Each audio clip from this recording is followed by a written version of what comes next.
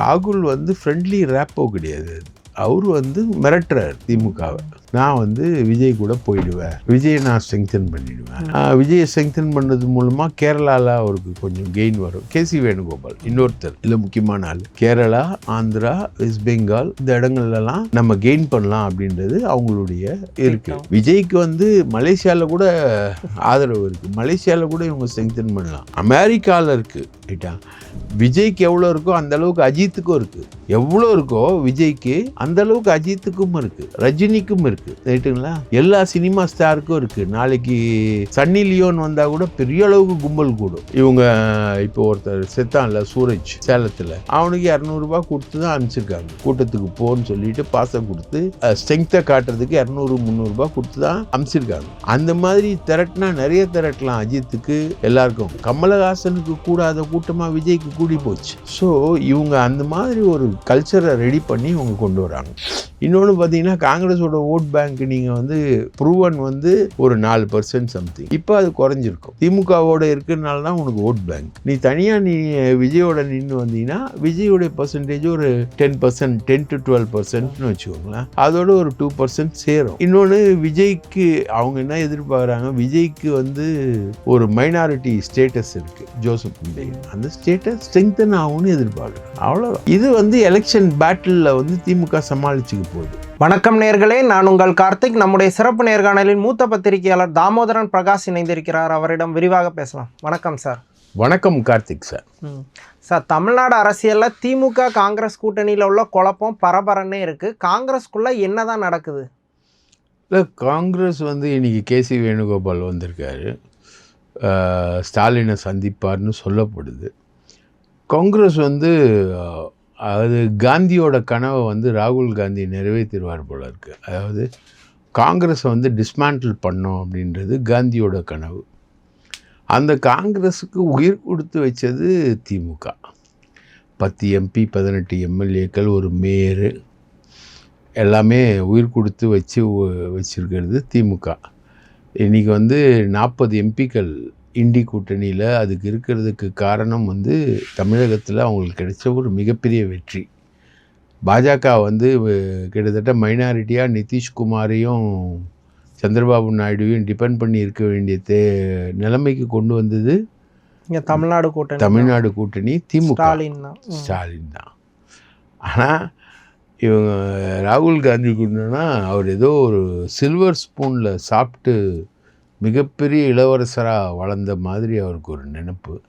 அவரோட ஆட்டிடியூடு ரொம்ப ராங்காக இருக்கும். Is not a leader. ஒரு லீடர்னால், இப்போ ஒரு புள்ள சவல பிள்ளையாக இருக்குது, ஒரு புள்ள நல்லா செழிப்பாக இருக்குது. இப்போது நம்ம டீச்சர் என்ன பண்ணுவாங்க, நல்லா படிக்கிற பிள்ளைய என்ன பண்ணுவாங்க, தட்டி கொடுப்பாங்க. நல்லா படிக்கிறடா, 80 வாங்குற, நீ இன்னும் கொஞ்சம் ட்ரை பண்ணு, இந்தந்த மிஸ்டேக்ஸ்லாம் கொஞ்சம் நீ அவாய்ட் பண்ணு, நீ 100 ஆகிடுவ. அப்படி தானே பண்ணுவாங்க. இங்கே தமிழ்நாட்டில் இவங்க கூட்டணி ரொம்ப நல்லா இருக்குது அப்படின்ற ஒரு லெவலுக்கு வரும்பொழுது இவர் ரொம்ப ராங் பாலிட்டிக்ஸ் பண்ணுறார். உதாரணத்துக்கு நடிகர் விஜய், அவர் 41 பேர் கரூரில் இறந்தது தொடர்பாக அவரை CBI விசாரணைக்கு உள்ளாக்கியிருக்கு பிஜேபி. அவருடைய ஜனநாயகன் படத்தை வெளிவராமல் தடுத்து இருக்கிறது பிஜேபி. அந்த மாதிரி ஒரு கொலை வழக்கில், ஒரு மரணத்தில் கிட்டத்தட்ட இவர் தான் காரணம் அப்படின்ற மாதிரி இருக்கக்கூடிய ஒரு வழக்கில் யாராவது அவருக்கு ஃபோன் பண்ணி என்னன்னு விசாரிப்பாங்களா? இவர் விசாரிக்கிறார். அதே மாதிரி ஜனநாயகன் படம் பிஜேபியால் நிறுத்தப்படுது. BJP attack on Vijay. அதை எதிர்த்து பிஜேபியை எதிர்த்து ஒரு வார்த்தை பேசலை விஜய். பேசவும் மறுக்கிறார். அவர் தொடர்ந்து அடிக்கிறாங்க ஜனநாயகன் படத்துக்கு, அவர் வாயை திறக்கலை. அது மாதிரி 41 பேர் படுகொலை கொல்லப்பட்ட விஷயத்தில் அவரும் எந்த பேச்சும் பேசலை.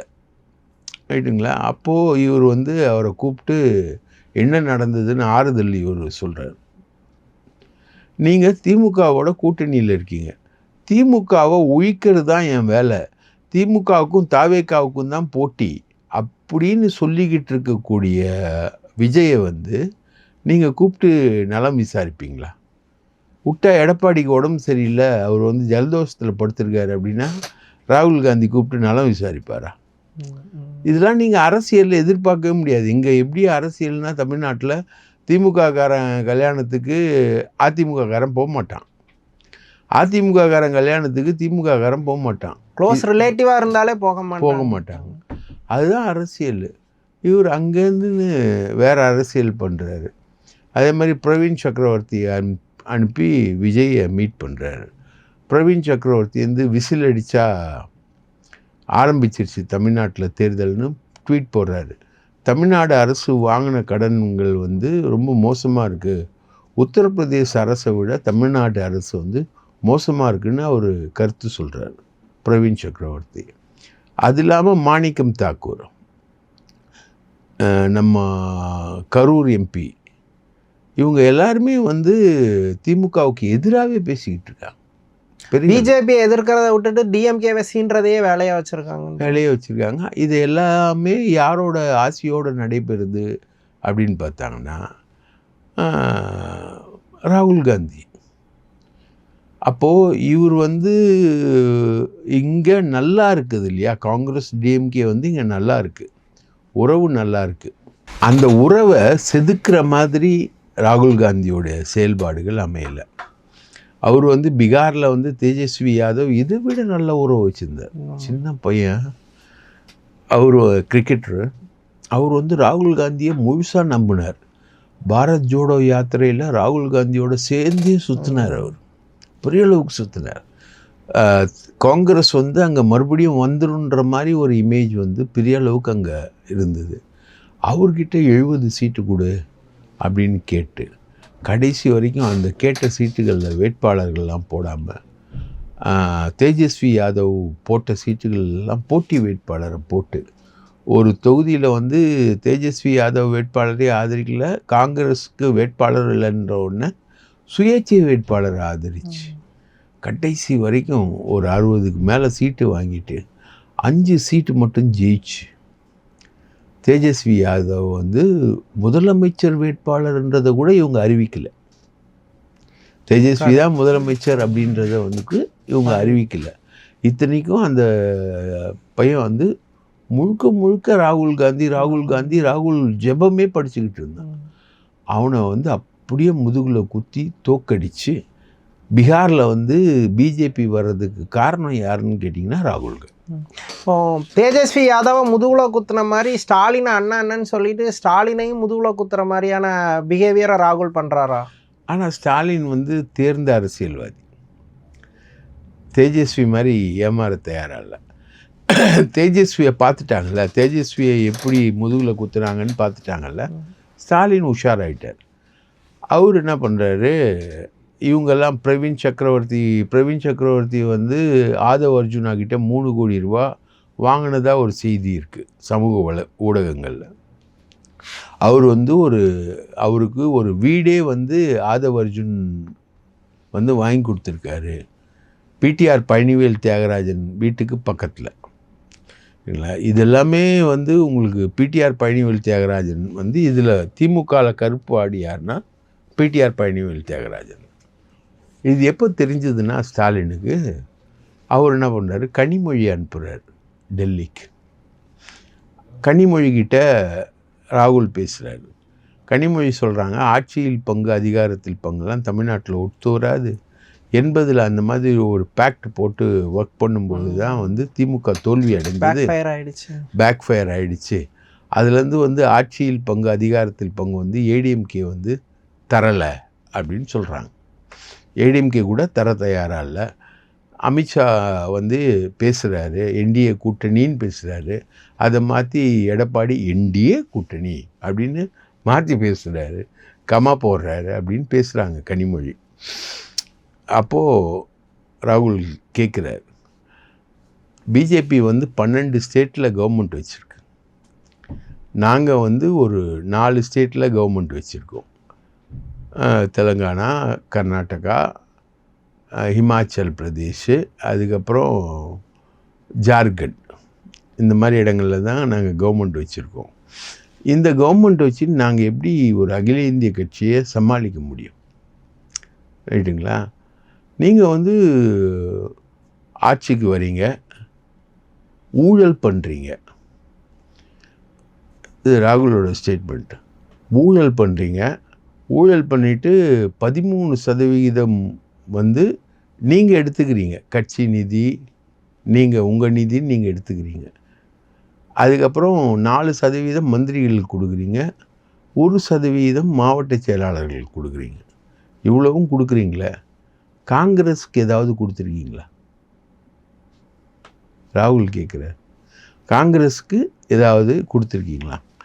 இவங்க செல்வ பெருந்தகையிலேருந்து காங்கிரஸ்காரங்க எல்லாரும் போய் உக்காந்து மந்திரிகள்கிட்ட வந்து துண்டு சீட்டு எழுதி கொடுத்து கான்ட்ராக்ட் வாங்குறது, கட்டிங் வாங்குறது எல்லாமே தமிழ்நாடு காங்கிரஸ் கமிட்டி தலைவர் பதவிக்கு வர்றதுக்காக நேருக்கிட்ட போயிட்டு ஒரு 25 கோடி ரூபாய் கான்ட்ராக்டை வாங்கி அந்த கான்ட்ராக்டை வந்து மல்லிகார்ஜுன கார்கேவுடைய உறவினர்களுக்கு கொடுத்ததுனால தான் செல்வ பெருந்தகைக்கு காங்கிரஸ் தலைவர் பதவியே கிடைச்சிது.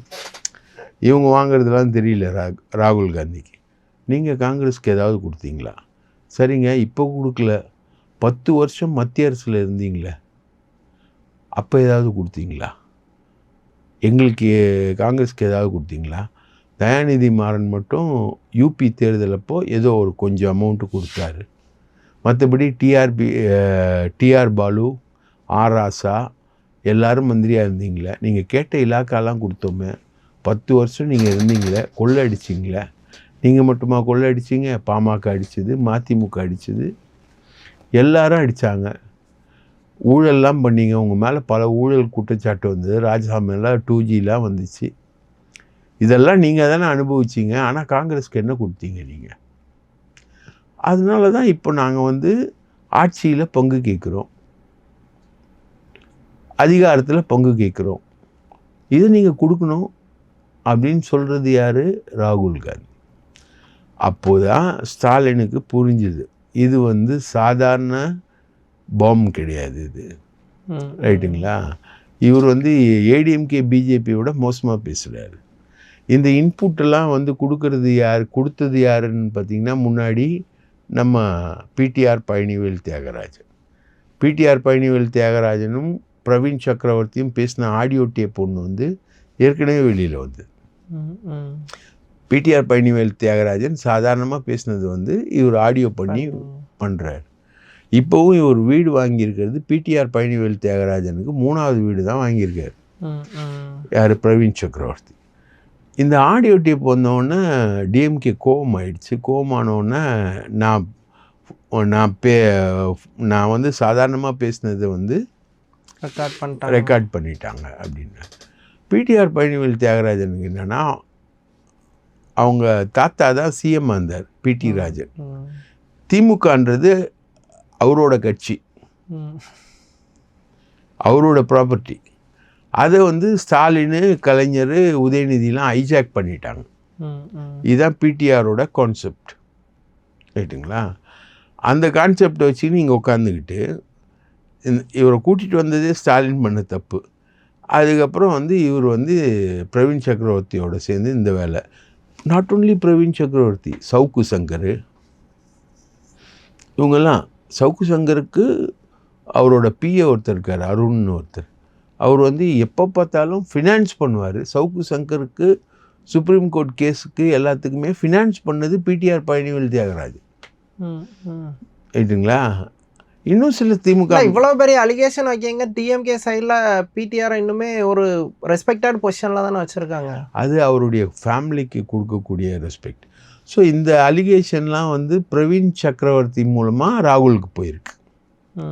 அதை தான் ராகுல் வந்து தன்னோட வார்த்தைகளில் அந்த 13%, 4%, 1% இதெல்லாம் வந்து ராகுல் சொல்கிறது யாரோட வார்த்தைகள்னால், பிடிஆர் பழனிவேல் தியாகராஜன் பிரவீன் சக்கரவர்த்தி மூலமாக சொன்ன வார்த்தைகள். அப்போது ராகுலோட இந்த புரிதல், ராகுலோட இந்த இன்ஸ்ட்ரக்ஷன்ஸ் இல்லாமல் பிரவீன் சக்கரவர்த்தி ஆக்ட் பண்ணல. பிரவீன் சக்கரவர்த்தி அவர் மயிலாடுதுறை சீட்டு கேட்குறாரு.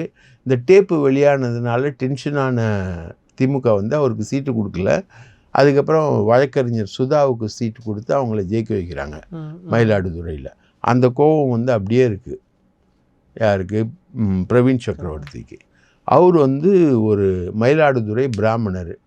உங்களுக்கு ஏற்கனவே ஒரு பிராமணர் தெரியும், தமிழக அரசியல் இருந்தவர், சுப்பிரமணியம் சாமி. அதே பேட்டர்னில் அவர் வர்றார். வந்து அவர் செக் வைக்கிறார், முழுக்க முழுக்க செக் வைக்கிறாரு. அந்த செக்கை வந்து புரிஞ்சுக்கிறாங்க ஸ்டாலின்.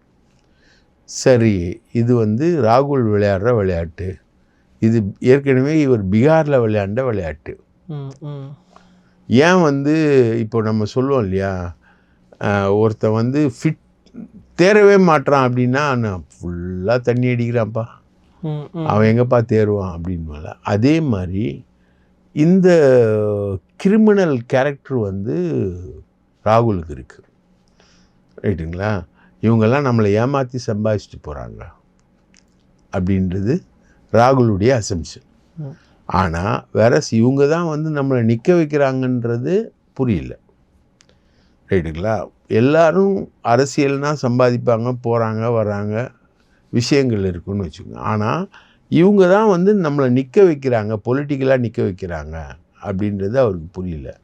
அப்போது நீங்கள் எங்களுக்கு ஆட்சியில் பங்கு கொடுங்க, 2 அமைச்சர் கொடுங்க, நாங்களும் சம்பாதிக்கிறோம், நல்லது செய்கிறோம், மக்களுக்கு நல்ல விஷயங்கள் பண்ண போகிறோம். இப்போ திமுக வந்து தன்னோட ஆட்சி காலத்தில் நிறைய நல்ல விஷயங்கள் பண்ணியிருக்கு. பிஜேபிக்கு எதிராக ஒரு பெரிய ஃபைட்டை கொடுத்து நின்று இருக்கு, மாநில உரிமைகளுக்காக நின்று இருக்கு, அவங்க கொண்டு வந்த சிஏஏ சட்டத்தை எதிர்த்து நின்று இருக்கு, ஆர்டிகல் 370 எதிர்த்து நின்று இருக்கு, ராமர் கோவில் கட்டுறதை எதிர்த்து நின்று இருக்கு, மதசார்பற்ற தன்மைக்காக நின்று இருக்கு. இன்றைக்கி இந்தியாவிலேயே பிஜேபிக்கு அதிகமான ஃபைட் கொடுக்கறது திமுக தான் அப்படின்றதெல்லாம் இருக்குது இல்லையா? இதெல்லாம் பாசிட்டிவ் குணாம்சம் இல்லையா? அந்த மொமெண்டத்தை இவங்க வந்து வேஸ்ட் பண்ணுறாங்க காங்கிரஸ், அப்படி தானே புரிஞ்சுக்கணும். ஆமாம், அந்த மொமெண்டம் வந்து இவங்களுக்கு வேண்டாமா, இவங்களுக்கு தேவை காசாம். இப்படி ஒருத்தன் சிந்திக்கிறான்னா எந்த அளவில் அகில இந்திய தலைவராக இருக்க முடியும்? ஃபஸ்ட் வேற திருச்சி வேலுசாமியிலேருந்து எல்லாரும், ஆதவ் அர்ஜுன் ரெட்டி வந்து ஃபுல்லாக அடிக்கிறாரு காசை இங்கே காங்கிரஸ்குள்ளே.